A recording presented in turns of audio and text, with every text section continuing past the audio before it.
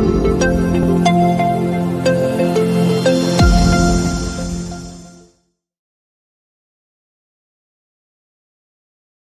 Friends, welcome to SPR media work. Tirupati assembly నియోజకవర్గం తిరుపతి జిల్లా తిరుపతి లోక్సభ నియోజకవర్గంలోని 7 అసెంబ్లీ సెగ్మెంట్లలో ఒకటి. ఈ నియోజకవర్గం 1951లో ఏర్పాటైంది.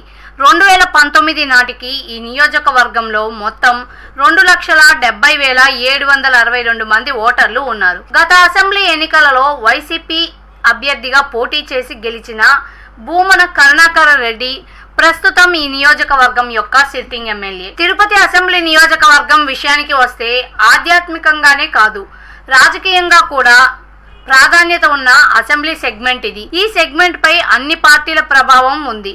ఈ క్రమంలో గత ఎన్నికల ఫలితాలని ఒకసారి విశ్లేషిద్దాం. 2009 ఎన్నికలలో పీఆర్పీ అభ్యర్థి చిరంజీవి, కాంగ్రెస్ అభ్యర్థి భూమన కరుణాకర్ రెడ్డి మరియు టీడీపీ అభ్యర్థి కె శంకర్ రెడ్డిలపై పోటీ చేసి 15,930 ఓట్ల మెజార్టీతో గెలుపొందారు. 2012లో బై ఎలక్షన్స్ వచ్చాయి.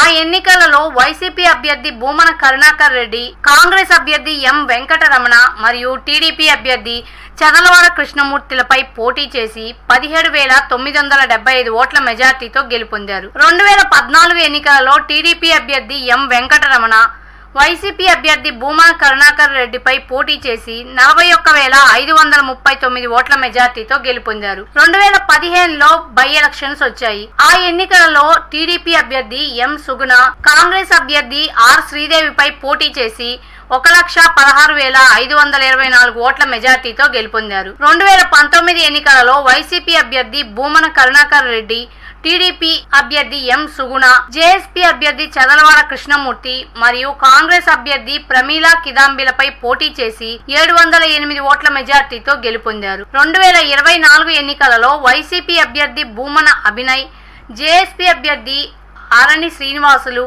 సిపిఐ అభ్యర్థి పి మురళీల మధ్య పోరు జరగనుంది.